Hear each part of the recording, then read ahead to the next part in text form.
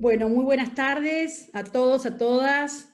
Realmente es para las dos facultades organizadoras, la Facultad de Ciencias Sociales y la Facultad de Derecho, poder presentar esta actividad en esta tarde lluviosa, pero que nos convoca con mucha intensidad y con muchas ganas, y se va a hacer en el marco de la Diplomatura en Géneros y Sociedad, que venimos llevando adelante entre ambas facultades. Decía recién, saludando a las dos expositoras de la tarde, que se generó un espacio, un ámbito de formación, pero también de debate, de reflexión entre ambas facultades, un espacio muy lindo y que estamos cuidando mucho.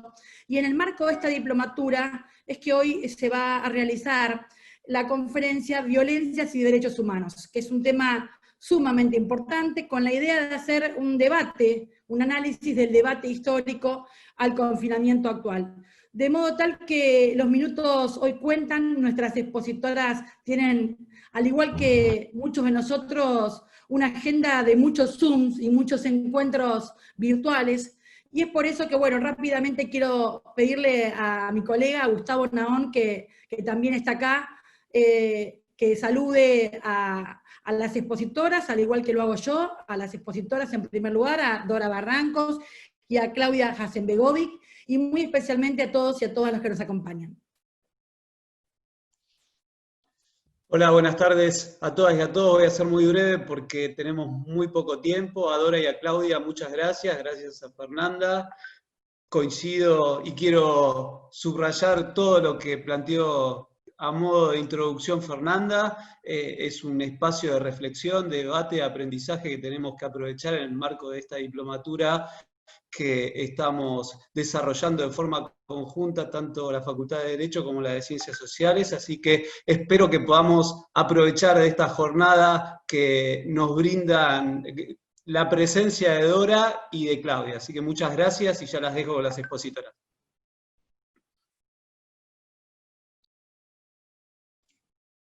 Luz, ¿habilitadas el micrófono? Ahí está. Ahí está. Muchas gracias. Gracias, Fernanda. Gracias, Gustavo, por estar presentes. Bienvenidas y bienvenidos a todos y a todas. Bienvenida, Dora, nuevamente a Lomas. Bienvenida, Claudia, también nuevamente a Lomas. Entiendo que es tu casa, así que bienvenida a casa. Les cuento un poco la dinámica de la actividad. Los primeros 30 minutos, hasta las 17:30, vamos a contar con la exposición de Dora Barrancos. Dora 17:30 tiene que mudarse a otra actividad, a otro Zoom, así que nos va a dejar en ese momento. Después continuamos con la exposición de Claudia y vamos a hacer un espacio de preguntas al final del encuentro y de intercambio. Les pedimos que las preguntas, por favor, y los comentarios los vayan volcando en el chat, ¿sí? Presento muy rápidamente. Dora Barrancos es socióloga, historiadora, feminista, tiene un máster en educación, es parte del CONICET, ha sido parte del directorio de CONICET en representación de Ciencias Sociales y Humanas entre 2010 y 2019. Es militante, compañera, feminista, me parece que todas las descripciones son más que suficientes para poder hablar de ella. Claudia Hasenbegovic es doctora en doctora en Políticas Sociales por la Universidad de Kent, de Inglaterra. Tiene un Master of Arts del Instituto de Estudios Sociales en Holanda, es diplomada de la Universidad Internacional de la Mujer en Alemania, es abogada por la Universidad Nacional de Loma de Zamora y docente universitaria. Es consultora internacional, ejerce la abogacía y asesora a legisladores y ONGs. Ejerce también la docencia universitaria de grado, posgrado y doctorado en Argentina y en otros países. Bienvenidas nuevamente. Bueno, muchísimas gracias. Estamos compareciendo en una asamblea que imaginamos, con múltiples rostros, así que estamos en una comunidad imaginaria. Agradezco mucho a esa universidad a la que me ligan tantas ya, experiencias. Agradecer a María Fernanda y a Gustavo, decana y decano, por esta empresa común, y por haber sostenido con tanto brío, con tanta diligencia y con tanta convicción la diplomatura. ahora, y estoy muy contenta de participar con Claudia. Lamento no poder escuchar a Claudia, pero bueno, así que vamos a las cosas. En primer lugar, son inescindibles los términos hoy: perspectiva de género, ampliación de derechos humanos, ¿no? Porque simplemente no se podría conferir un sentido amplio, absolutamente desbordado en su significado más esclarecedor y al mismo tiempo de alcance mayor a todas, a todos, a todas las personas, que la perspectiva de género dentro del plexo de los derechos humanos. Entonces, me gustaría decir que esto ha significado pasos muy notables y recientes, ¿no? Por mucho tiempo, aún con agencias feministas muy notables y de mucha trascendencia, como fueron las primeras agencias feministas, y me refiero al gran ciclo del feminismo inaugural que emerge hacia mediados del siglo XIX. En realidad, voces feministas se pueden encontrar, voces que prefiguran feminismo, se pueden encontrar a lo largo y ancho de la historia, y no solo de Occidente. Pero, desde mi perspectiva, solo hay anclaje de feminismo cuando hay un colectivo que efectivamente procura derechos. Desde ya la galería de las prefiguradoras de los derechos de las mujeres es muy amplia, ¿no? Y más cercanamente podríamos incorporar a esa galería figuras como Olympe de Gouges, Mary Wollstonecraft, Flora Tristán, en fin, para dar un sentido casi, yo diría, de hilo que enhebra la gesta por los derechos de las mujeres. Pero en rigor, el colectivo feminista se arma a mediados del siglo XIX y tiene una concatenación muy, muy trascendental con lo que serían las luchas por el abolicionismo. Entonces, a mí me gusta siempre denotar que la marca de nacimiento de una agencia feminista tiene muchísimo que ver con las luchas por la abolición de la esclavitud, ¿no? Porque en realidad se ven las mujeres especularmente, se ven en el espejo de la esclavitud. Y es allí donde tiene un significado crucial la nueva representación que se dan de sí las mujeres a propósito de, obviamente, hacer un colectivo demandador. Ese colectivo demandador, insisto, muchas veces no tiene esos contornos que a menudo han querido subrayarse en lo que serían las individuaciones femeninas acrisoladas. Las individuaciones femeninas acrisoladas tienen que ver con el espejo general ya de Derrame en procura de igualaciones en el mundo, igualaciones muy fraternales. Por eso insisto en que la primera perspectiva del feminismo, sobre todo el feminismo anglosajón, es una perspectiva entrañada en la lucha por la libertad humana. Esta es una cuestión que a veces se escapa. La circunstancia más subrayada de la procura de individuación, de derechos individuales para las mujeres, sin duda tensa mucho el origen del feminismo, pero siempre recordaré que el feminismo no se puede leer en singular. Es necesario hacer una interpretación plural de los feminismos.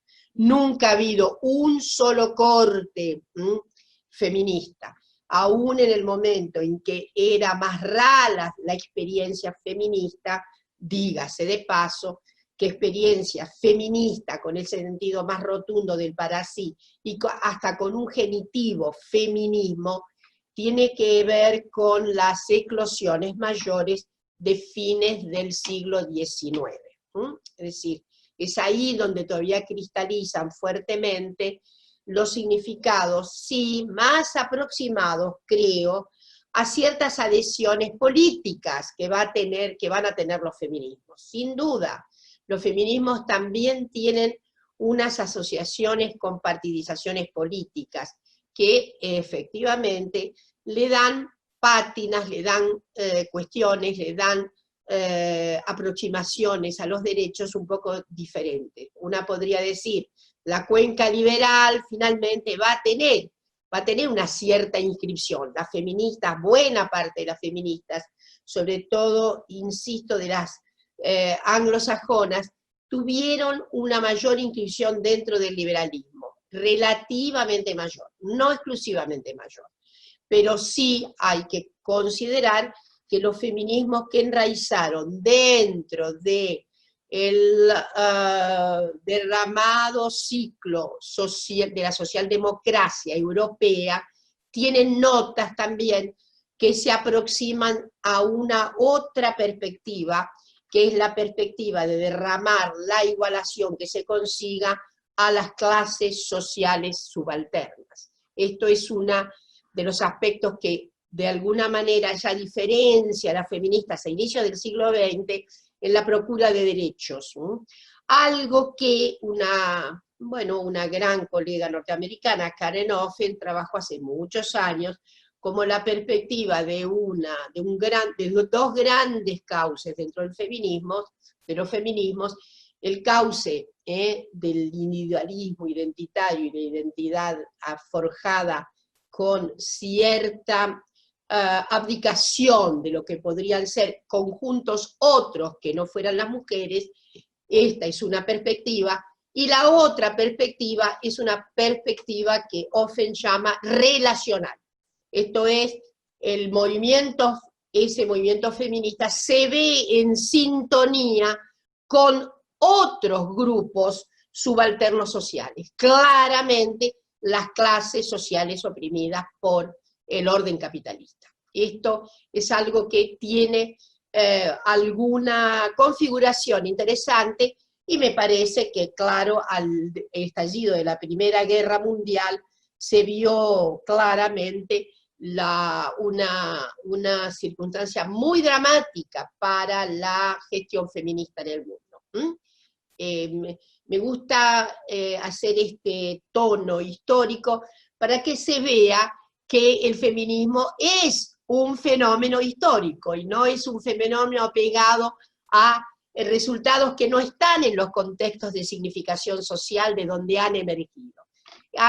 Digo que hacia 1914 las posibilidades de tener, más allá de las diferencias, un feminismo internacionalista que se venía gestando, hubo una buena acción, inclusive que surgió en Alemania respecto de un internacional, se hizo trizas en 1914 con el estallido de la guerra. Bueno, no fue el único internacionalismo que estalló. Muy dramático fue el estallido del internacionalismo obrero. Como sabemos muy bien, ahí se diferenciaron los cauces finalmente nacionales de cada experiencia reivindicativa de derechos de los obreros, y en realidad fue muy difícil conciliar después de la guerra posiciones que fueran internacionales. Bueno, lo mismo más o menos ocurrió con los feminismos. Y recuerdo todo esto porque sí había un punto de unidad, de todas maneras, en el trámite de los diversos feminismos, sobre todo al inicio de las décadas 30, era así un programa inexorable en la procura de derechos que asimilaran, ya no, en este punto no había muchas distinciones, insisto, más allá de la reserva que siempre hicieron algunos feminismos continentales respecto de las relaciones más agudas con las clases trabajadoras, sin embargo, se plasmó claramente, yo creo que de los 30 para acá, con un interreño muy grande que tiene que ver con la Segunda Guerra Mundial. Me parece que hasta ahí llega la primera gran gestión de todas las fórmulas de feminismos. Una gestión que va a culminar, esa primera gestión feminista va a culminar con que en los diferentes países las mujeres van a ir obteniendo, sobre todo, primero se habían resuelto en casi todos los países, por lo menos en la mayoría de la cuenca occidental, se había resuelto el problema de la inferioridad jurídica de las mujeres. Eso ya estaba muy, digamos, en vías de una franca resolución. Casi todos los países habían transformado, en América Latina la rémora fue, digamos, de mayor tiempo, pero en casi todos los países se había conseguido una construcción paritaria, al menos en la conciliación jurídica. Se habían ido agotando los elementos fundamentales de la distinción relativa a la inferioridad jurídica de las mujeres. Había algunas rémoras. Argentina, concretamente, sustrae la última rémora de esa condición en 1968. En 1926 se consigue la primera reformulación del derecho civil. Y en 1968, es notable, durante la dictadura de Onganía, pero así también ocurrió en otros países, en Brasil y Uruguay, es una paradójica circunstancia que hay queridas, distinguidas colegas que han trabajado eso, la suerte de un empeño en aproximar derechos civiles a las mujeres en coyunturas autoritarias. La Argentina consigue en 1968 la última extinción, la última hebra ominosa de la inferioridad jurídica, cuando el ministro Barra, en la época de Onganía, decide la definitiva supresión de la autorización del marido para la enajenación de los bienes propios de la mujer, ¿no? Entonces, creo que eso debe entenderse que en general estas aproximaciones a cierta igualdad jurídica, digo cierta porque es formal la igualdad jurídica, tiene mucho que ver, creo, que con una perspectiva de clase de esos gobiernos autoritarios. Es decir, la perspectiva que tiene que ver con las mujeres propietarias, es una de las hipótesis que creo que es de mayor plausibilidad.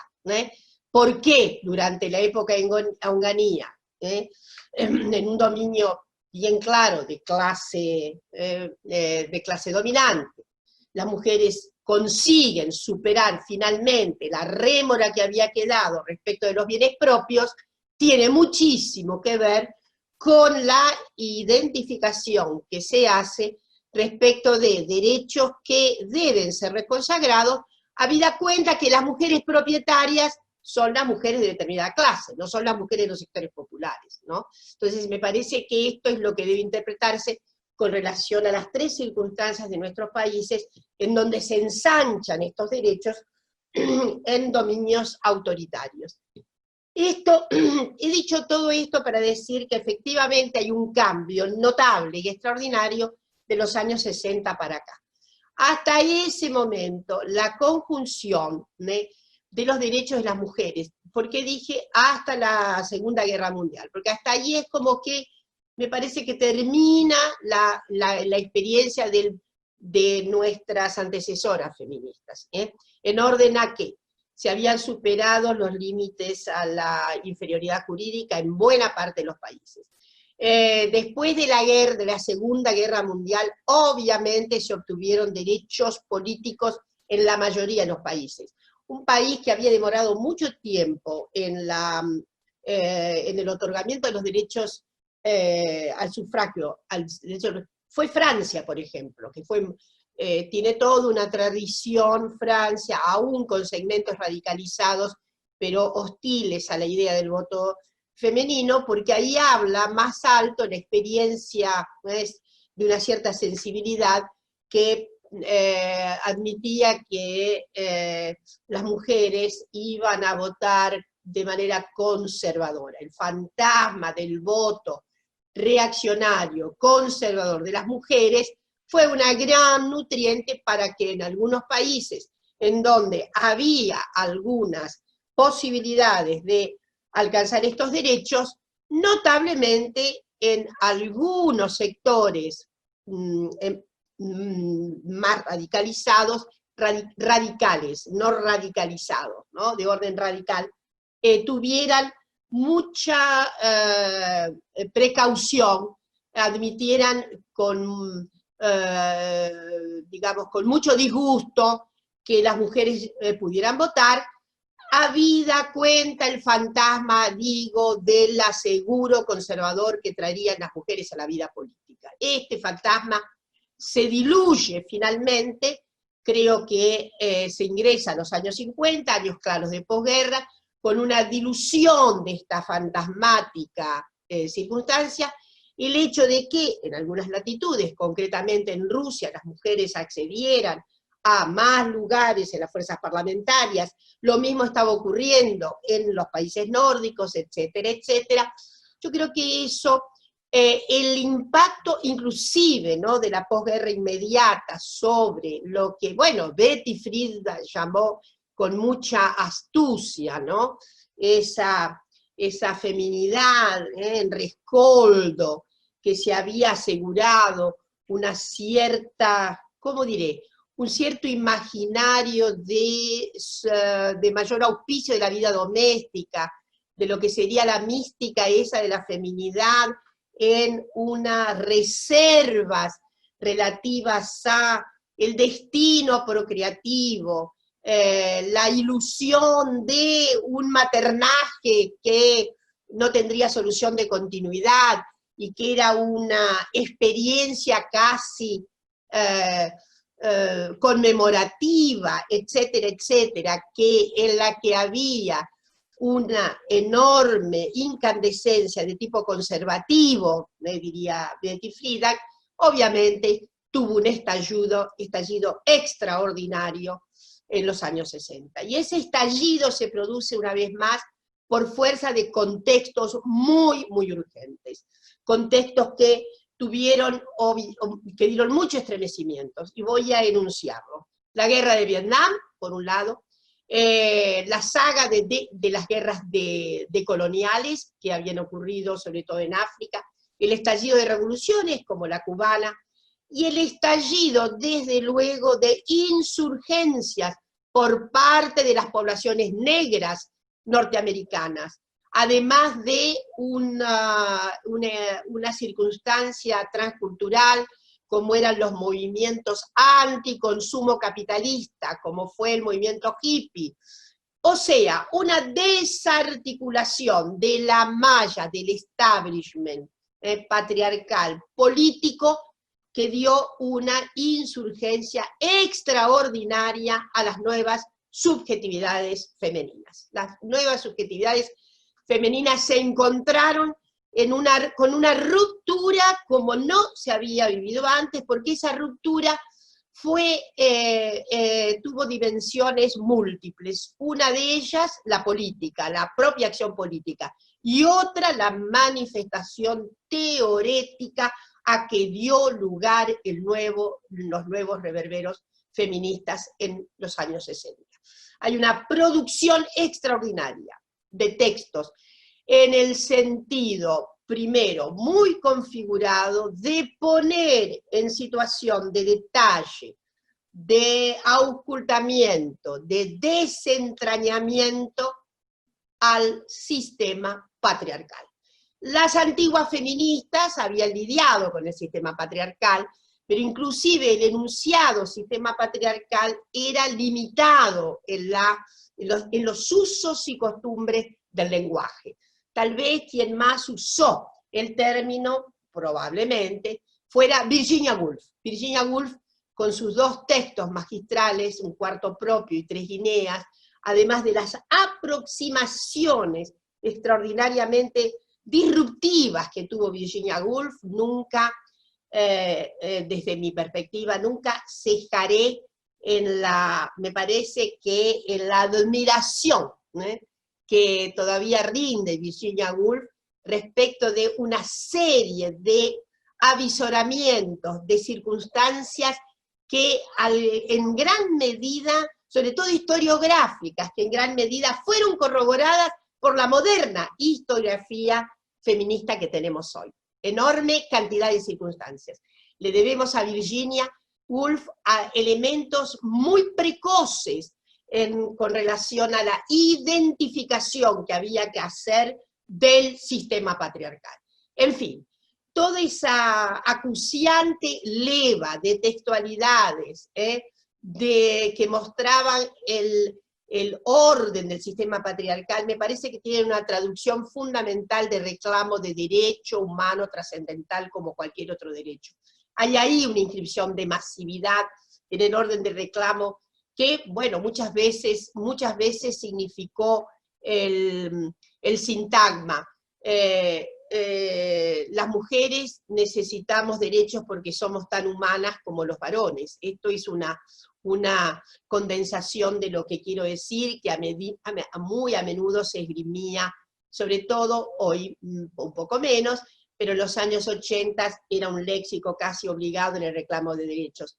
Desde luego, no nos escapa que también los derechos humanos tomaron una plaza extraordinariamente de fuste extraordinario, con las grandes modificaciones también habidas en los años 60 para acá.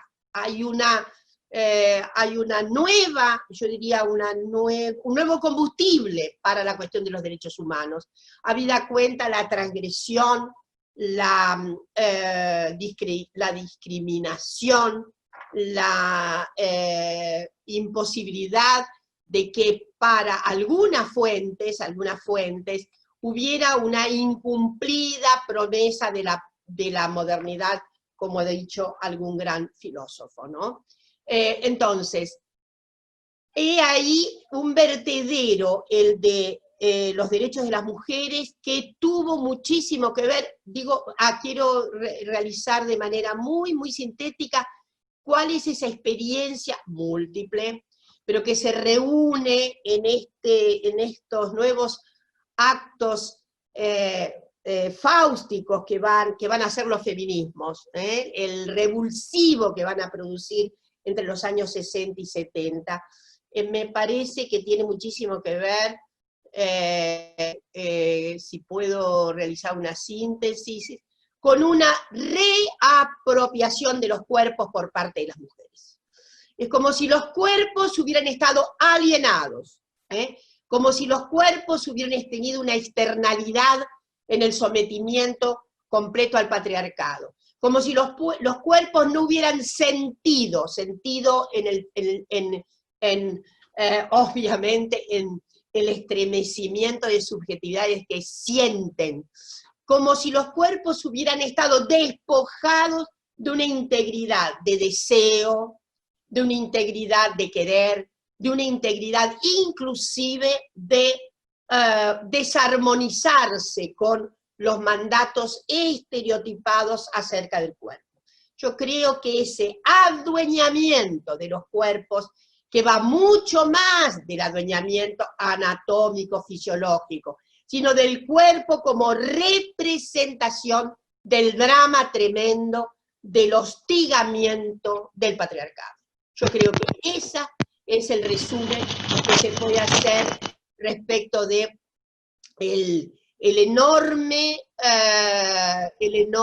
aflujo que hubo en aquel momento de caracterizaciones acerca de la condición femenina y demás, que se unió con bastante dificultad al principio, pero dado el régimen de posibilidades disidentes respecto de las matrices heteronormativas, con relación a las percepciones de derechos lésbicos, etcétera, etcétera, tuvo un cierto acoplamiento con las características manifestaciones acerca de los derechos de las personas, sobre todo masculinas gay, que tuvo tantísimo que ver. Hemos recordado estos días a la famosa resistencia del famoso bar Stonewall y demás, que fue como el inicio de una concatenación de representaciones públicas acerca de representaciones en la arena pública, acerca de la exigencia de derechos humanos también para las personas disidentes. No fue fácil, de todas maneras, el acuerdo entre todas las disidencias. No ha sido fácil. Como no ha sido fácil el acuerdo de las disidencias en general con las organizaciones feministas.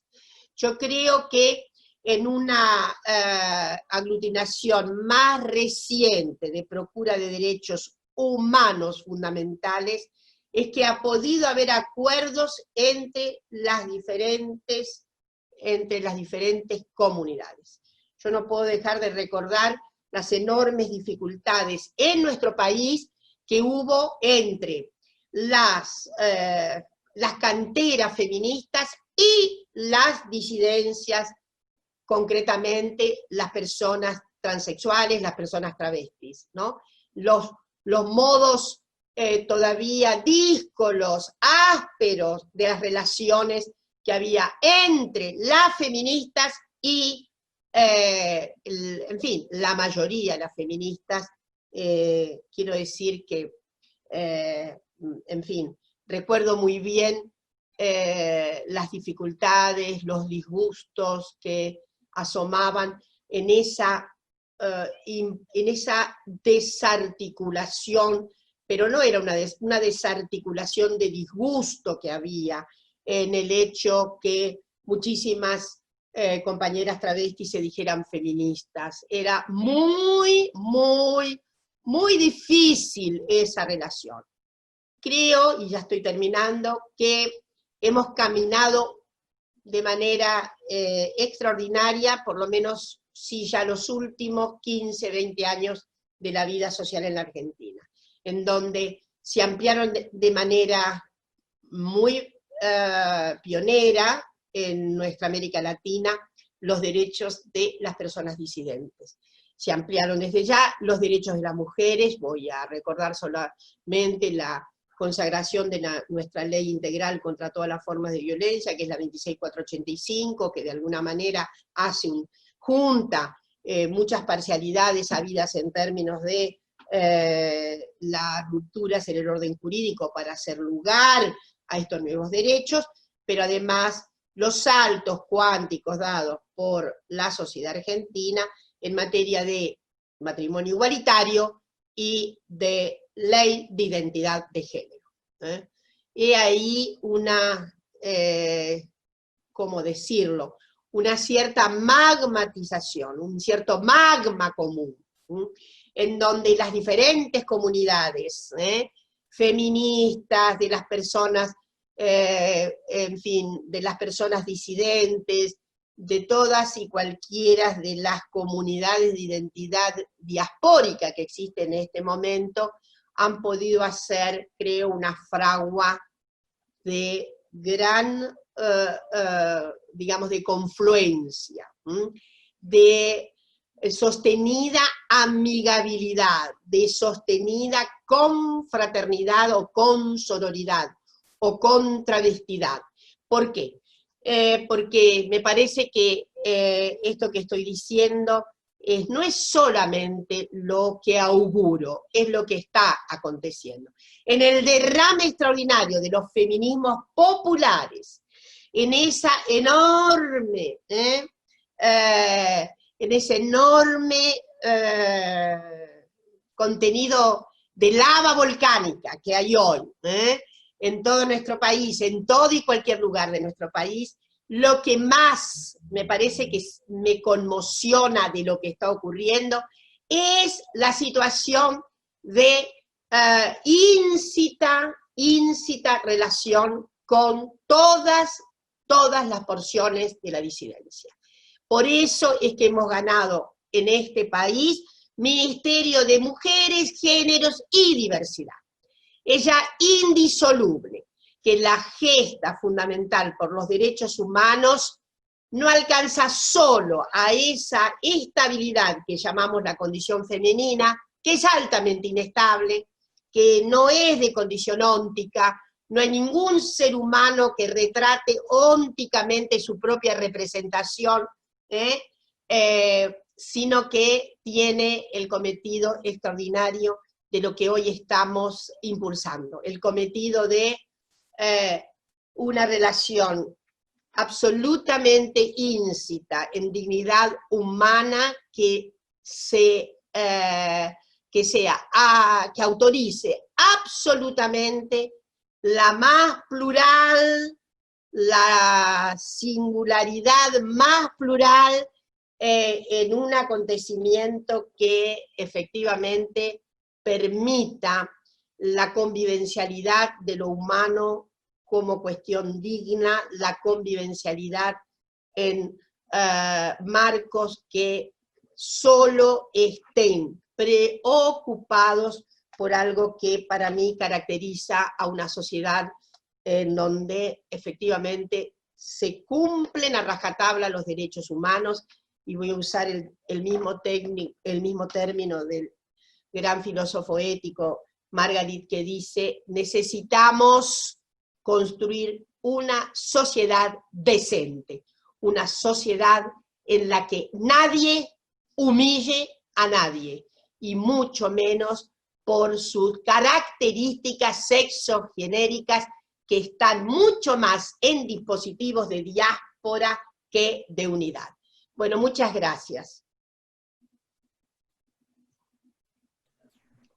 Muchas gracias a vos, Dora, por compartir con nosotros tu experiencia, tus conocimientos. Siempre es un placer escucharte, siempre aprendemos algo nuevo. Así que muchísimas gracias por estar con nosotros y con nosotras. Te liberamos, así vas a asumir.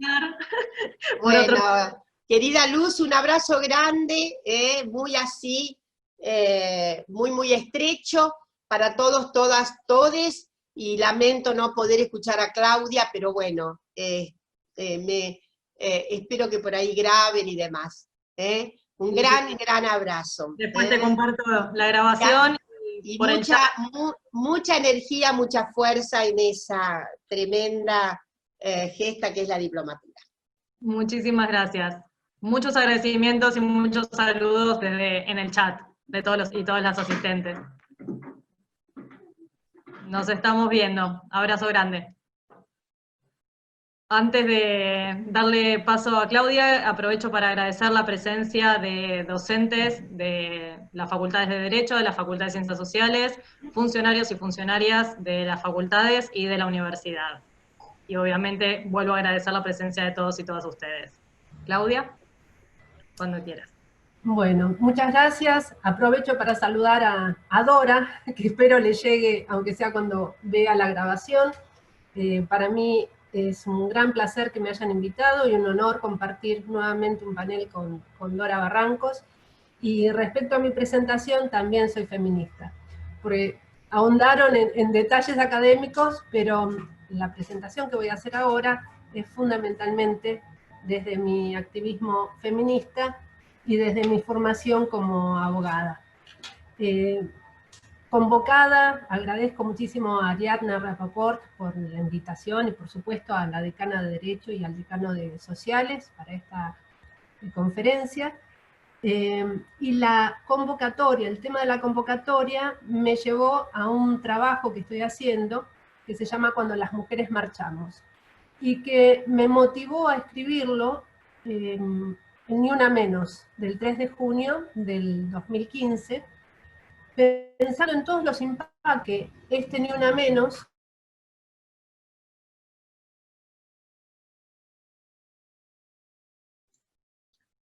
Luz, me parece que se trabó la situación. Sí, pensé que había sido yo quien se me había colapsado. Vamos a ver si podemos recuperar el contacto, vamos a ver. Hola Claudia, ¿nos escuchás? Ariadna, sí, escucho perfectamente. Recién tuvimos un inconveniente con el sonido. Se está colgando tu conexión.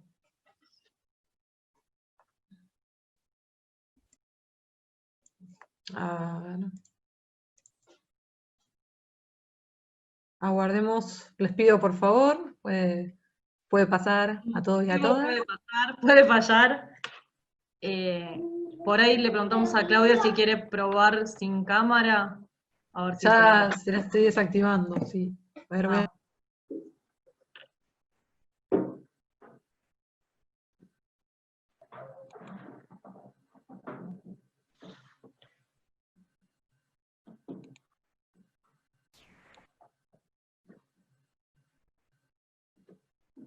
Ahí ya se va a volver a conectar, ahí ya va a volver. Esperemos unos minutitos, por favor, que es muy interesante el abordaje que va a hacer Claudia al tema de Ni Una Menos y el impacto que tuvo este movimiento que hace 5 años que empezamos a marchar, pero ya desde hace varios que nos estamos organizando. ¿Ahora me escuchan? Ahora sí te escuchamos, Claudia. Bueno, continúo. Entonces, el objetivo hoy es, inspirada además por la criminóloga feminista italiana Tamar Pich, que dijo algo que realmente me resultó bastante eurocéntrico y un poquito ofensivo. El 3 de julio del 2015 estuvo en Buenos Aires, la entrevistó Roxana Sandá y le preguntó, ¿qué opina usted del Ni Una Menos? Y ella dijo, creo que las movilizaciones de las mujeres, si bien no influyen directamente en el orden jurídico, seguramente con el tiempo tendrán efecto sobre el derecho y sobre todo en modificar las cabezas de los funcionarios que tienen que aplicar la ley. Entonces me di el trabajo de buscar de qué manera el Ni Una Menos había ido impactando en lo que Alda Facio denomina el fenómeno legal, el análisis de género del fenómeno legal, donde define al derecho no solamente como un conjunto de normas que además son interpretadas por funcionarios judiciales y otros operadores jurídicos, sino también le incluye el elemento político-cultural. Entonces, en el elemento político-cultural del fenómeno legal, donde estos tres componentes se interrelacionan dinámicamente, es donde sitúo al Ni Una Menos y al movimiento de mujeres que aparece allí. Pero antes de profundizar en cuáles han sido estos impactos, y adelantando que quiero terminar voy a terminar esta presentación sugiriendo cuáles son los desafíos que tiene el movimiento de mujeres y feministas en nuestro país para continuar profundizando cambios fundamentalmente para frenar, erradicar la violencia contra las mujeres y en el mientras tanto mejorar las respuestas judiciales y de políticas públicas a las mujeres que son objeto de violencia. Tenemos que hablar de los contextos. ¿Cómo llegamos al Ni Una Menos? Ya Dora Barranco se adelantó y estuvo haciendo una excelentísima revisión histórica del movimiento feminista y de mujeres, y yo voy a partir de la dictadura militar argentina. No podemos hablar de la Argentina, de los movimientos sociales, sin hacer una referencia al impacto que causó en el tejido social la dictadura militar argentina de 1976-1983. No es casualidad tampoco que en esta marea verde haya tantas niñas y tantas adolescentes, que justamente son la generación que no se vio impactada por los impactos paralizantes del terror de la dictadura militar, que luego fueron profundizados por las políticas neoliberales y su impacto. Hay una autora noruega que hizo una maestría sobre el 19 y el 20 de diciembre del 2001 en la Argentina, que dice que la población argentina había empezado a encerrarse en sus casas, actuando en forma más bien individual a partir de la última dictadura militar.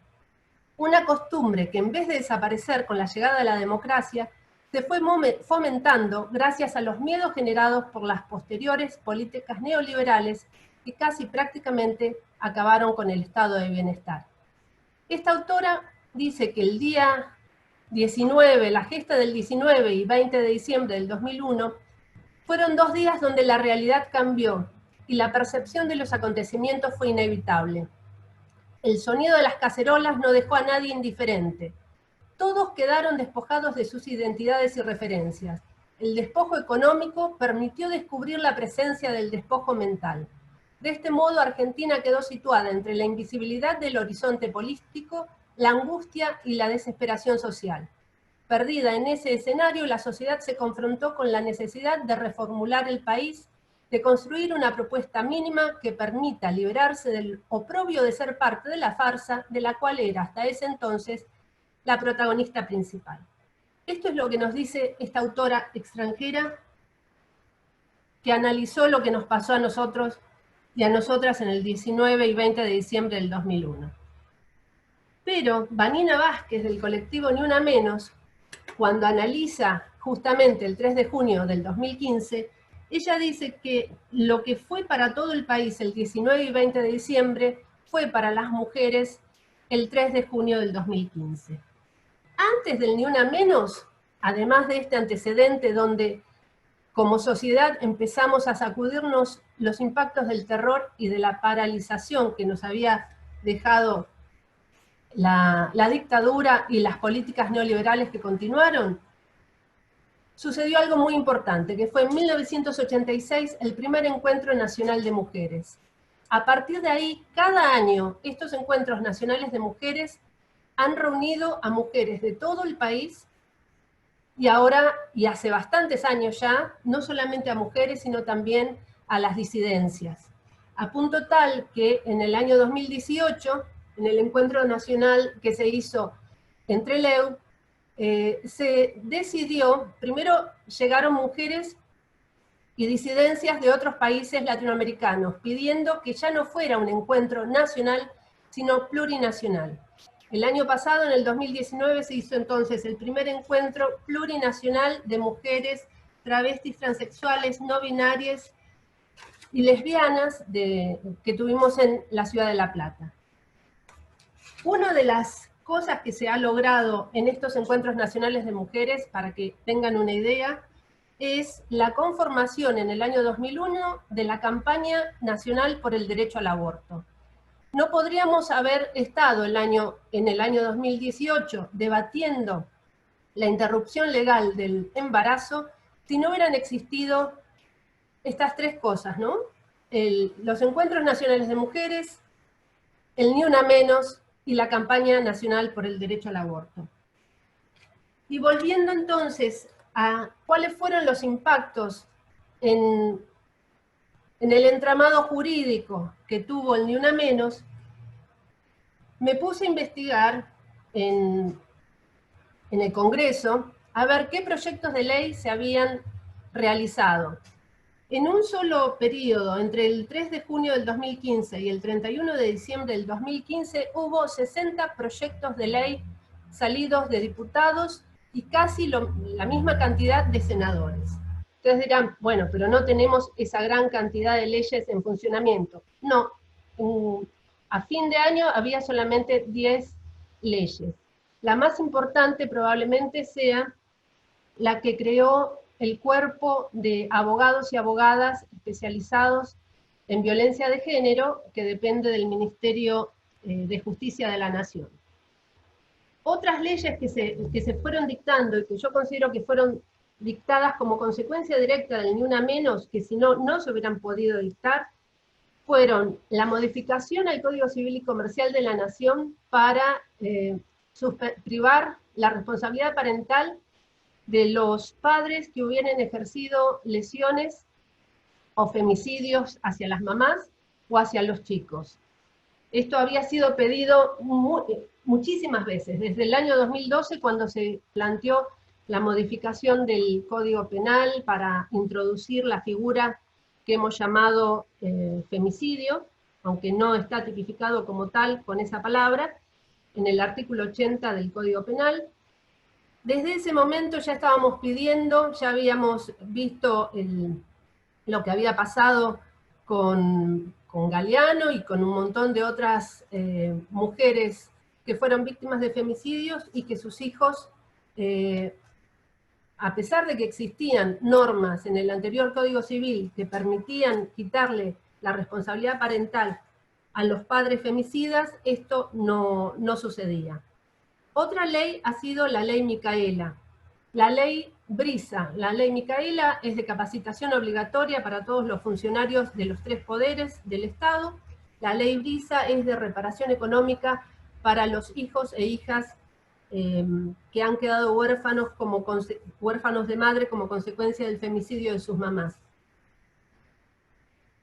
Inmediatamente, al día siguiente del Ni Una Menos, además, se fueron dando cambios en distintos poderes del Estado. la Corte Suprema de Justicia de la Nación anunció su registro de femicidios.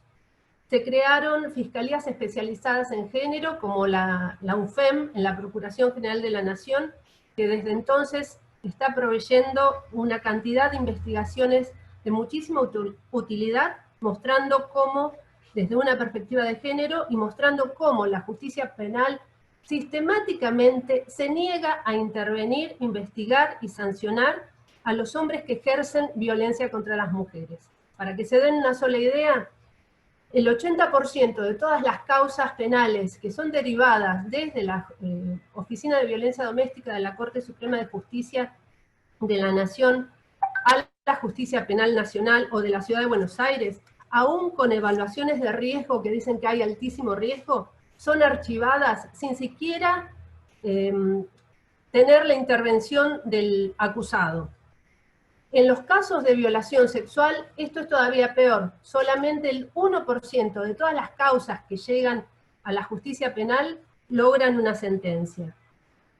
Con esto que estoy mostrando, estas informaciones vienen gracias a la creación de la UFEM, gracias a las investigaciones que se hicieron en el año 2018.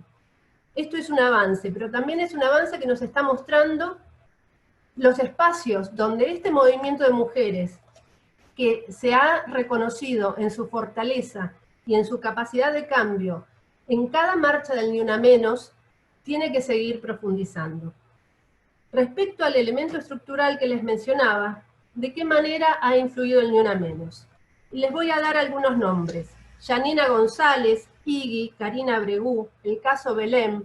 Yo he ido cada 3 de junio a estas marchas, y en estas marchas hemos reclamado por la liberación de estas mujeres. Nos queda pendiente una mujer política que está presa hace ya varios años y que por más que lo gritamos en las marchas, no logramos sacarla. Pero si recuerdan estos nombres, claro, son tantas las mujeres víctimas de femicidio o de intentos de femicidio que tal vez se pasan, ¿no? Pero el caso Belém es la mujer joven que fue acusada y sentenciada por un aborto que no había cometido, con un proceso que violó todas las garantías judiciales de acceso a la justicia. Bueno, Belém está libre, después de 2 años, donde por culpa de la violencia institucional tuvo que pasar presa. Karina Bregú fue una de las mujeres que habló en los programas de televisión cuando terminó el Ni Una Menos. ¿Y qué es lo que contó? Tiene el 75% de su cuerpo quemado, pero en ese momento estaba con una causa penal que decía averiguación de ilícito, a pesar de que ella había hecho denuncias por violencia de género. No tenía acceso a patrocinio jurídico gratuito, porque al ser víctima y no victimario, no le corresponde la defensa gratuita. Y el hombre que había intentado asesinarla y que ella se salvó porque se arrojó a la pileta que tenía en el patio con agua, estaba amenazándola con matarla. Bueno, Karina Bregú, 3 de junio del 2015, 11 meses más tarde, Karina Bregú logró que su agresor fuera sentenciado a 11 años por intento de femicidio. Pero no lo logró sola. Como bien dijo Dora, fue por el colectivo, por la acción colectiva del movimiento feminista, que además se unió a referentes de derechos humanos como Nora Cortiñas, y entre todas participaban de las audiencias públicas, iban a ver a los fiscales y ponían los pies dentro de la sala de audiencias para impedir que las sacaran de ahí, hicieron ollas populares en los pasillos del departamento judicial, etc. Tenemos un sistema judicial y unos operadores y operadoras jurídicos muy resistentes a incluir la perspectiva de género, muy apegados a las normas, y la vida va por otro lado. Y eso es lo que el movimiento de mujeres les estamos diciendo. Entonces, cuando la interpretación judicial de las normas no se hace de acuerdo al espíritu de las convenciones internacionales de derechos humanos, es ahí donde las mujeres tenemos que movilizarnos, y siempre se logran cosas con la movilización colectiva, nunca en forma individual. Yanina González, por ejemplo, es una mujer de Pilar que fue sentenciada por abandono de persona por una fiscal especializada en género, supuestamente, porque su hijita había sido abusada y asesinada por el mismo hombre que maltrataba a Yanina González. Este hombre estaba en total libertad, pero Yanina González, por ser madre, fue acusada de haber cometido abandono de persona. ¿Cómo salió liberada Yanina González? Hay una nota en página 12 que dice: la liberó el feminismo. La liberó el feminismo y los movimientos sociales, porque quien representó a Yanina González fue una abogada de la Gremial de Abogados, que es un colectivo de abogados y abogadas que toman estas causas y que cuando presentan un escrito judicial, además movilizan a distintos grupos sociales y feministas. Reina Marás es otro de los casos.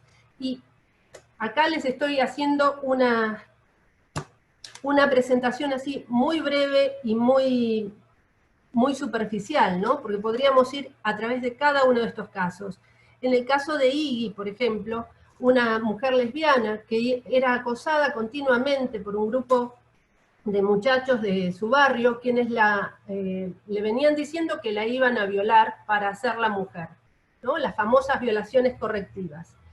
Fue a visitar a su mamá el día de la madre, y cuando salió fue atacada por 5 hombres de su barrio, estos mismos que venían amenazándola con que se lo iban a hacer. Debido a estas amenazas que ella sufría, llevaba consigo un cuchillo, una navaja. Cuando el primer hombre trató de violarla, sacó la navaja y se defendió. Los 4 hombres que estaban ahí salieron de testigos del asesinato, entre comillas, que Iggy habría cometido sobre su atacante. Iggy estaba presa mientras esperaba que se decidiera, que se realizara el juicio. Bueno, con la movilización de las mujeres logramos que Iggy esté esperando el juicio en su casa. Reina Marás, una mujer boliviana que no habla el español, había sido condenada en La Plata a cadena perpetua por matar a su marido. Nunca le habían puesto un intérprete. Gracias al trabajo de la Comisión Provincial por la Memoria, que visita regularmente las cárceles de la provincia de Buenos Aires, una de las presas, junto con Reina Marás, dijo: esta mujer no habla castellano. Llevaron un intérprete y a partir de ahí se supo que Reina Marás nunca supo por qué estaba presa, de qué se la había acusado, era víctima de violencia y probablemente quien había matado a su marido era otra persona. Reina Marás, además de sufrir violencia de la que ustedes se imaginan, era dada en parte de pago al dueño de la propiedad donde vivían por parte de su marido, quien daba los servicios sexuales de su esposa como forma de pago del alquiler. Es decir, sufrió formas de violencia extremas. Bueno, Reina Marás está en libertad. También, otra víctima que se tuvo que pasar 2 años de su vida presa injustamente por un sistema judicial patriarcal que no cumple con las innumerables normas, como las 100 reglas de Brasilia para el acceso a las víctimas vulnerables a la violencia, o como la Convención de Belém do Pará, o la Convención Interamericana para sancionar, prevenir y erradicar la violencia contra la mujer, y que no cumple fundamentalmente con la Constitución Nacional. Entonces, ¿qué es lo que tenemos? Tenemos un gran debe. Por un lado tenemos una gran efervescencia del movimiento de mujeres que se vio sobre todo expresada en las jornadas por el debate por el derecho al aborto legal y gratuito, voluntario, legal y gratuito. Lo que yo sugiero es que, además de esta efervescencia que es muy importante y que fue muy bien canalizada hacia el debate por esa ley, tenemos otros temas pendientes en materia de violencia contra las mujeres que merecen nuestra movilización y una estrategia para llevarla a cabo. No quiero dejar de mencionar, antes de ir a la parte de estrategias, cuál es el impacto directo que ha tenido el Ni Una Menos a nivel internacional. Uno de los primeros impactos, que además está escrito en el informe que hizo la relatora internacional de violencia contra las mujeres, Simonovic. La doctora Simonovic vino en misión a la Argentina en el 2016 por el Ni Una Menos, así nomás lo dijo. Y dijo también en su informe que el Ni Una Menos estaba adelante de las políticas del gobierno. El gobierno se había comprometido con las mujeres, pero que ahora necesitaba cumplimentar con estas obligaciones que había invocado. Otra de las cosas que ha logrado el Ni Una Menos es movilizarnos cuando fue el tremendo femicidio de Lucía Pérez en Mar del Plata, que fue tan cruel y que conmocionó a todo el país. Nos movilizamos en ese llamado miércoles gris, miércoles negro, en octubre del 2016, como paro de mujeres. Unos meses antes había sido el paro de mujeres de las polacas, a quienes les querían derogar la ley de acceso al aborto legal, y lograron impedir esa derogación gracias al paro que realizaron. Desde Polonia se contactaron con el movimiento de mujeres argentinos y así surgió el Paro Internacional de Mujeres, que todos los 8 de marzo se transforman en un paro que cada vez suma más y más países en el mundo. El primer paro fue el 8 de marzo del 2017. Y es importante marcar que en estos paros internacionales de mujeres, en nuestro país por lo menos, antes de llegar al día del paro puntual, hay asambleas feministas donde mujeres y diversidades de todo el país van planteando los temas y el contenido de la declaración que se realiza ese día. En uno de estos paros, que si no me equivoco fue el del 2018, una de las oradoras fue Nora Cortiñas, madre de Plaza de Mayo, que tiene 90 años. Entonces tenemos en nuestro movimiento esta hermosa confluencia de generaciones, donde están las nietas, donde están las abuelas, y donde estamos en el medio las madres. Las madres y las no madres, y todas las diferencias incluidas. ¿Qué aprendimos en este proceso? Aprendimos que organizadas las mujeres tenemos fuerza. Aprendimos que movilizándonos conseguimos cosas concretas. Conseguimos que la justicia patriarcal sea menos patriarcal. Hablando con funcionarias judiciales, hay un problema muy importante al momento de tipificar los femicidios. Parece que es más fácil, lleva menos trabajo, es menos complicado a nivel burocrático establecer que una muerte de una mujer fue por un homicidio simple, que hacer la investigación correspondiente para decir que esta muerte fue por un homicidio causado por violencia de género o a raíz del género. Esto tiene implicancias en muchos términos. Primero porque no se pueden, si no tipifican bien, no se puede visibilizar bien la cantidad de mujeres asesinadas por femicidio.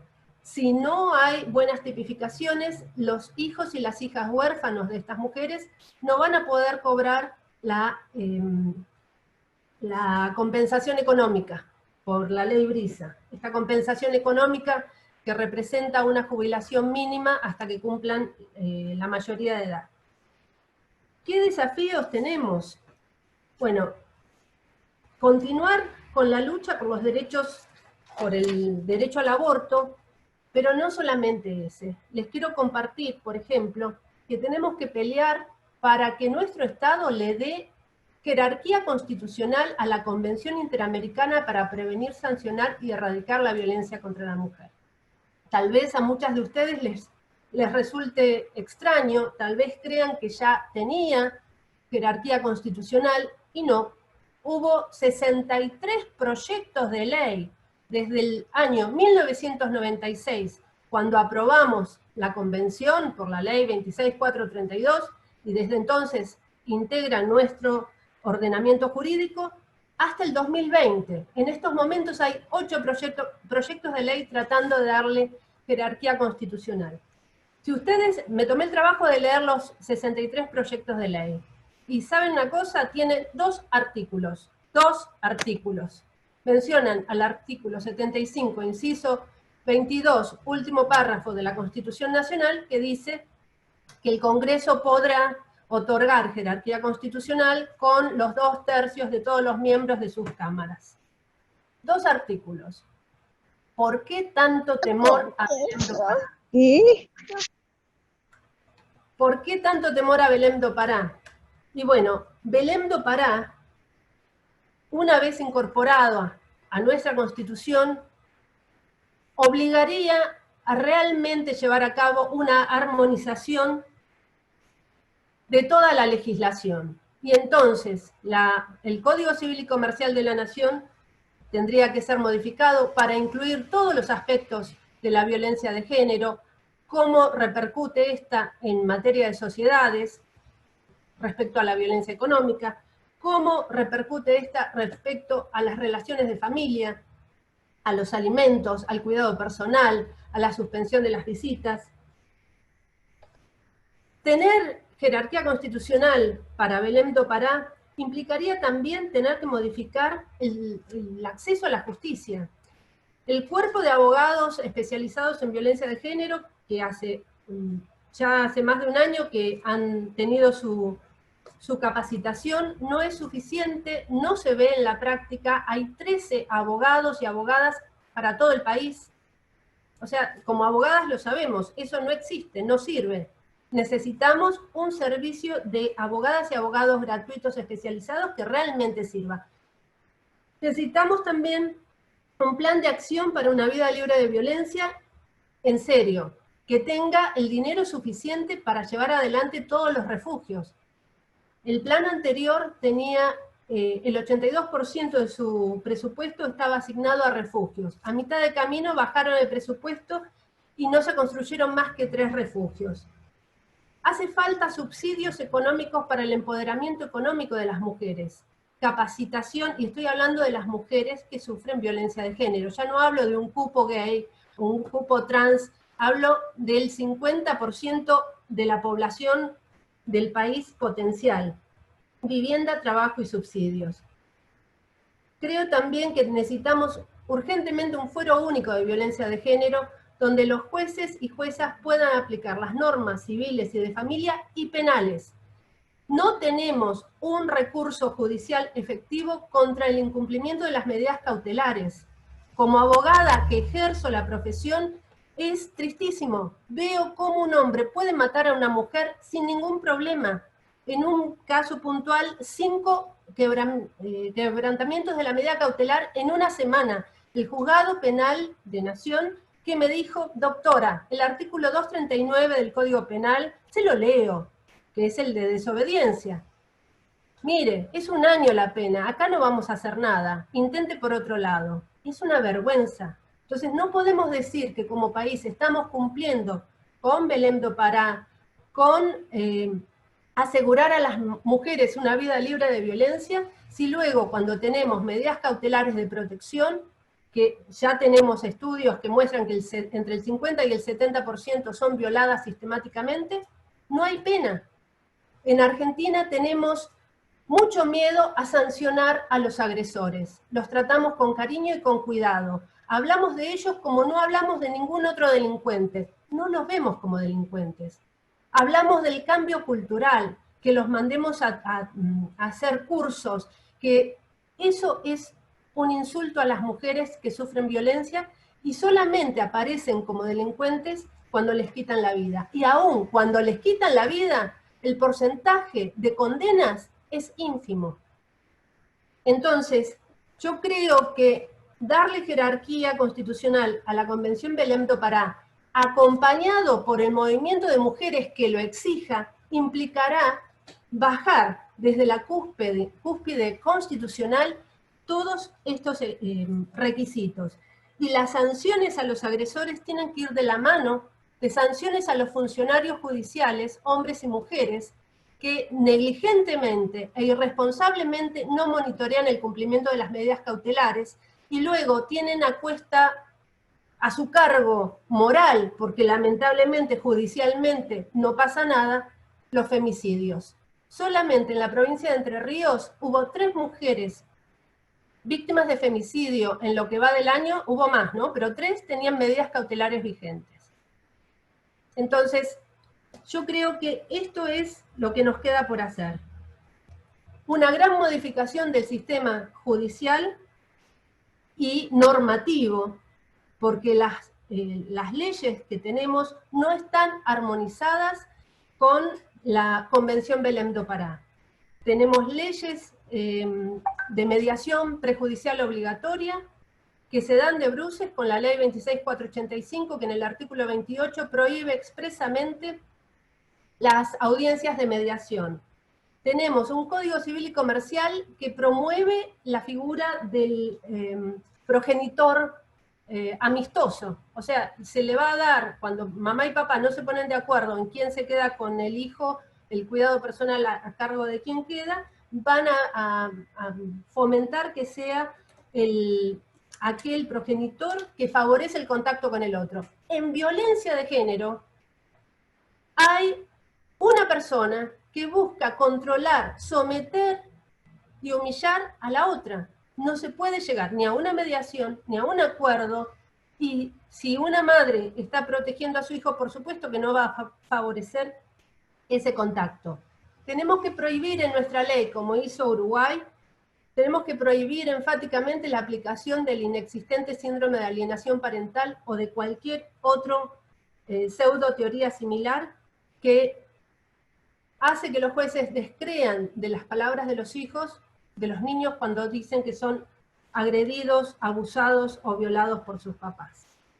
Y no me quiero olvidar del Ejecutivo. El Ejecutivo tiene que proveer los medios económicos para llenar de contenido las políticas sociales que establece tanto la Convención como nuestra Ley 26.485. Sé que lo que he dicho parece todo como muy negativo. Quiero sí recoger que en estos últimos años, sobre todo del año 2002 en adelante, ha habido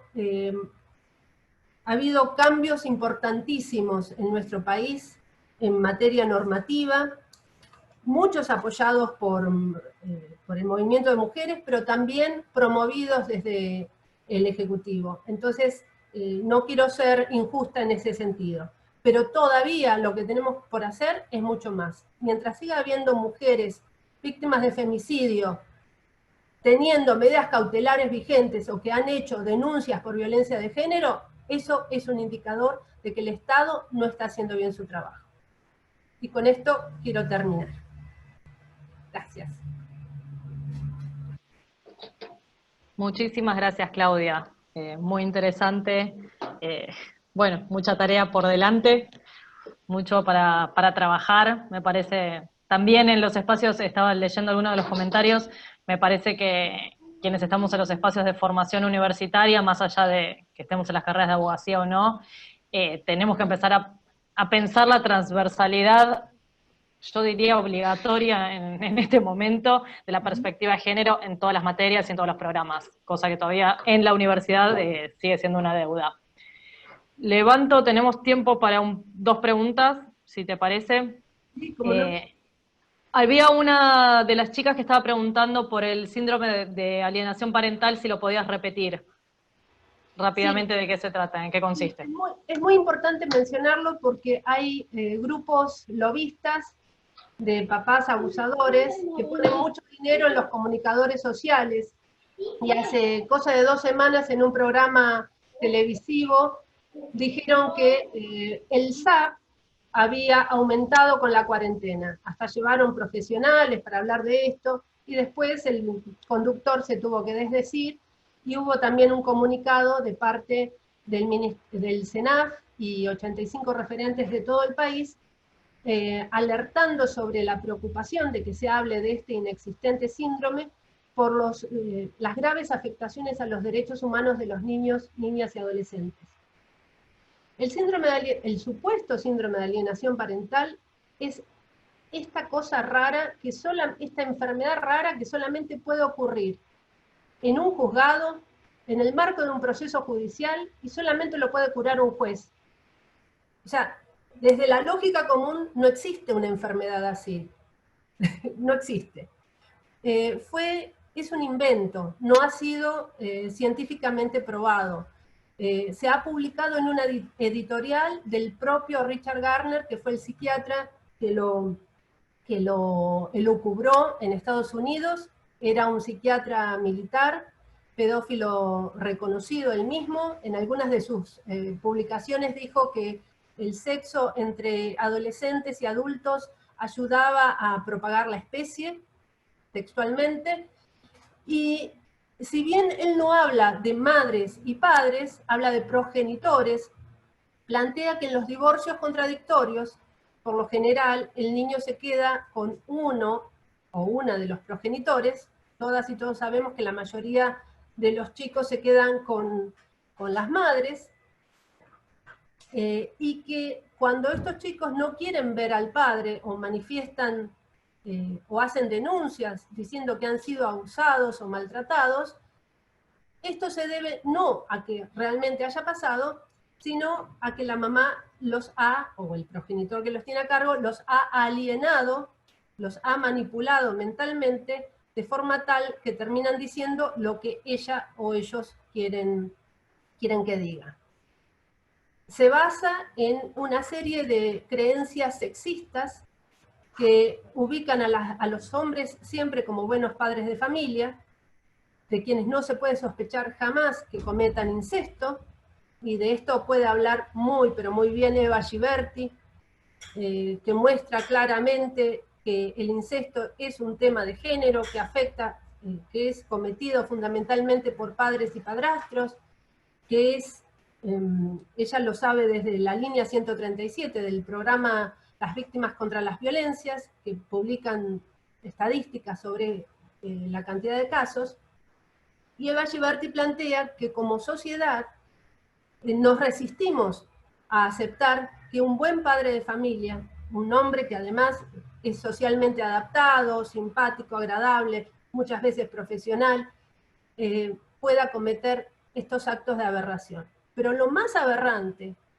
para mí, no es solamente lo que estos padres hacen, sino que cuando un chico, una nena, un nene se animan a contar lo que les pasó, y la progenitora que los escucha les cree y piden ayuda al Poder Judicial, son castigados con revinculaciones judiciales forzosas que pueden llegar a quitar el cuidado personal de esa madre protectora y dárselo al abusador. En la provincia de Buenos Aires en el año 2013 había 42 procesos de pedido de juicio político al Tribunal de Familia número 3 de Lomas de Zamora por las revinculaciones judiciales forzosas que promovió. Hay un caso que se presentó ante la Comisión Interamericana de Derechos Humanos para que se declare la responsabilidad internacional del Estado argentino por esa revinculación judicial forzosa que se creó. Porque además lo que sucede con estas revinculaciones es que la teoría del inexistente SAP sugiere, se dan lo que se llaman terapias de amenazas, sugiere que la forma de curar a este chico o chica de la alienación es hacer el cambio de cuidado personal y prohibir todo contacto con la madre, con la supuesta madre alienadora. Entonces nos encontramos con madres que, sin haber sido condenadas penalmente por delito alguno, se les prohíbe tener contacto con sus hijos. Eso no se le priva ni siquiera a un condenado en una penitenciaría. Bueno, a las madres acusadas del falso SAP se lo hacen. Estados Unidos también ha presentado casos ante la Comisión Interamericana de Derechos Humanos. Fueron 14 madres y un hijo que ahora ya es adulto.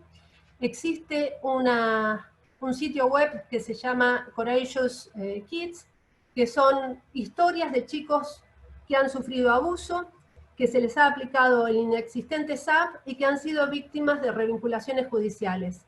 Muchos de estos chicos, que son sobrevivientes, porque otros se suicidan, pero estos chicos sobrevivientes cuentan sus historias. Algunos escaparon de la casa, otros buscaron distintos tipos de ayuda hasta que finalmente alguien los escuchó. Todos ellos tuvieron que soportar años de convivencia con su agresor y sin contacto con su madre y sus otros hermanos. Por todo esto, el inexistente síndrome de alienación parental, que fue rechazado por la Asociación de Psiquiatras de Estados Unidos, la de Psicólogos de Estados Unidos, por nuestro Congreso de la Nación, por todos los colegios de psicólogos de nuestro país y de otras partes del mundo, es una seria afectación a todos los derechos consagrados en la Convención de los Derechos del Niño. El derecho a ser oído y que su opinión sea tenida en cuenta. El derecho a ser protegido contra cualquier tipo de abuso, maltrato y violencia, aun cuando están bajo la custodia de sus padres o madres. Y constituye una forma de violencia de género también hacia las mujeres, ya que ellas también son víctimas directas. Rose Teubal hizo un trabajo sobre madres protectoras y lo argumenta fantásticamente. Los hijos y las mujeres son víctimas directas de esta aplicación de síndrome de alienación parental y de las revinculaciones judiciales que se pueden suscitar. Pero creo que más que capacitación en esto, hay que hacer además una reforma judicial, una reforma legal, perdón, una reforma del Código Civil y Comercial de la Nación para que quede claro que no se puede aplicar. Y no nos olvidemos que el inexistente SAP es también una estrategia jurídica. Por lo general la aplican hombres en las causas penales, donde son denunciados por abuso sexual, donde buscan, y lo logran, muchas veces lo logran, que pasar de acusado a acusador, de victimario a víctima. Y en esto no solamente están los jueces implicados, sino también los equipos interdisciplinarios, los peritos, psicólogos y psiquiatras que intervienen. Y bueno, les puedo sugerir autores como Virginia Berline-Blau, que habla del mito de la falsa denuncia. Son todos mitos, el mito del buen padre, el mito de la madre alienadora y revanchista, el mito de que los niños son robotitos a quienes se les puede cambiar la forma de pensar y de hablar, y el mito de las falsas denuncias. Virginia Berline-Blau es psiquiatra infantil en el Cuerpo Médico Forense de la Nación, e hizo un análisis cuantitativo y cualitativo de todos los casos que habían pasado por el Cuerpo Médico Forense sobre abuso sexual infantil, y determinó que el porcentaje de lo que podría llegar a llamarse denuncias falsas es mínimo, no llega ni al 2%.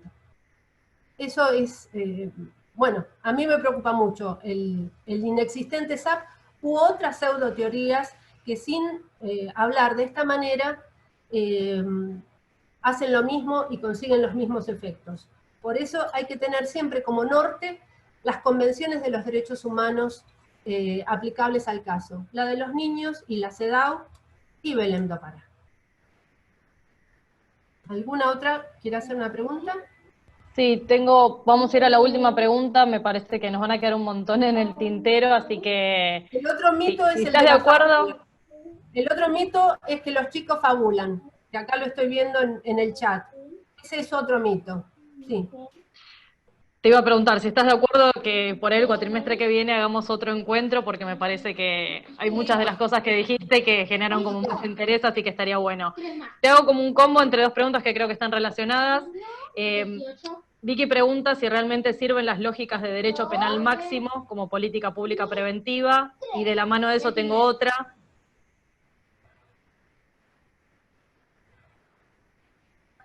que en realidad hacer no disminuye la violencia de género. Entonces, a partir de esto, ¿qué otras propuestas habría? Luz, se te cortó la última pregunta. Sí, Ahí la está, última pregunta vuelvo. que escucho. A partir de la afirmación de que está demostrado que las condenas penales no disminuyen la violencia de género, ¿qué otras propuestas habría? Bueno, perdón, yo no creo que esté demostrado que las condenas de femicidios no disminuyen la violencia de género. El estudio que hizo la UFEM, el Registro Nacional de Femicidios muestra que es un 3% el nivel de condenas. Si yo soy un potencial femicida, digo, tengo un 97% de posibilidades de que no me pase nada. Y cuando ustedes ven en el informe de femicidios la cantidad de sobreseídos, yo me lleno de enojo, ¿no? Me enfurezco. Entonces, antes, y sí, el feminismo en ese tema está dividido. Hay feministas que dicen que la justicia penal no tiene que intervenir para nada. Yo estoy en la trinchera. Entonces, si a una mujer la amenazan de muerte, ¿qué le voy a decir?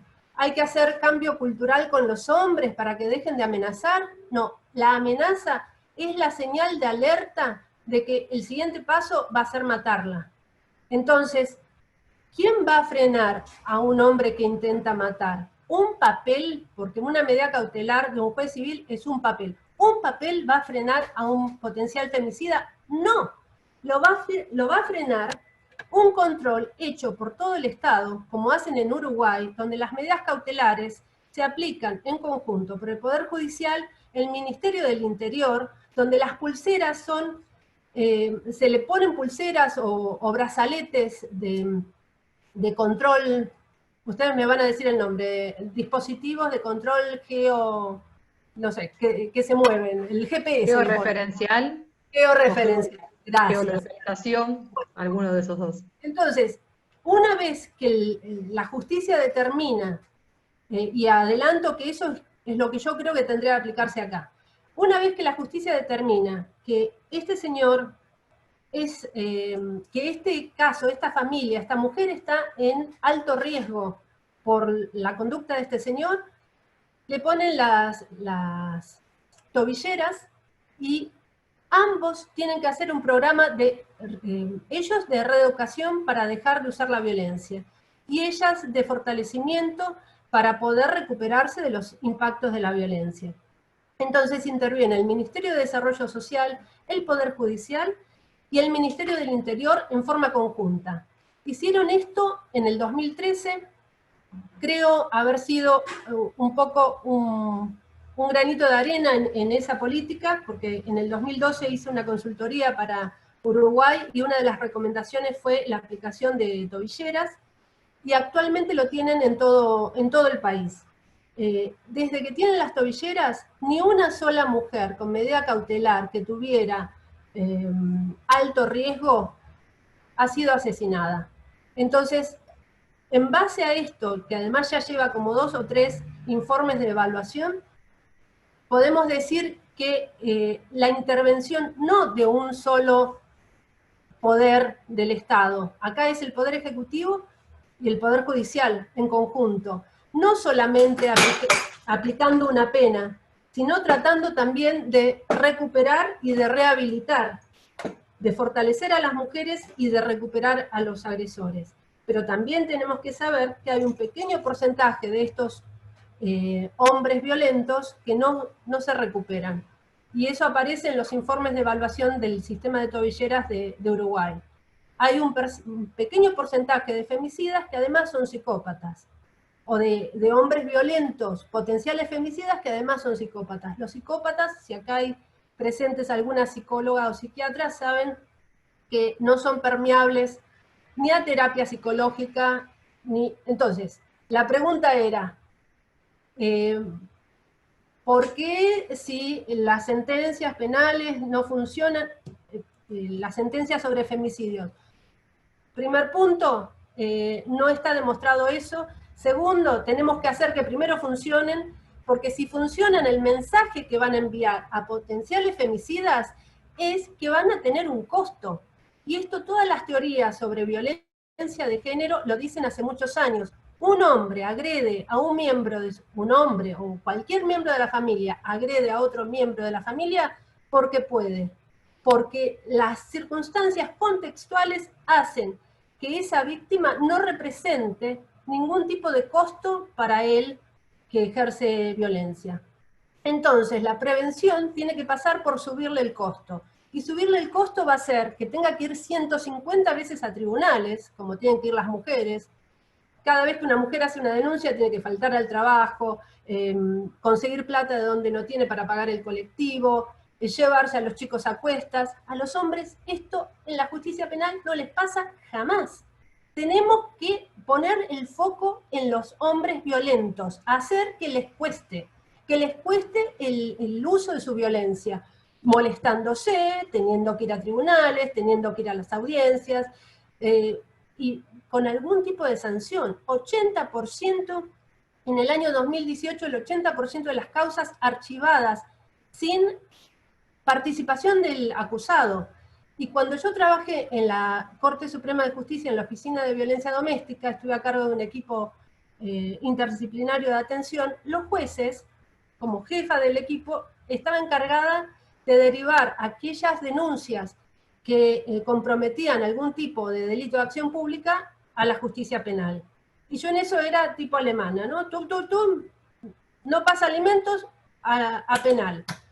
Con discusiones con las abogadas civiles, ¿no? Que la justicia penal en esto no sirve, que para qué lo haces, lo hago porque soy funcionaria judicial, esto es un delito de acción pública, va a penal.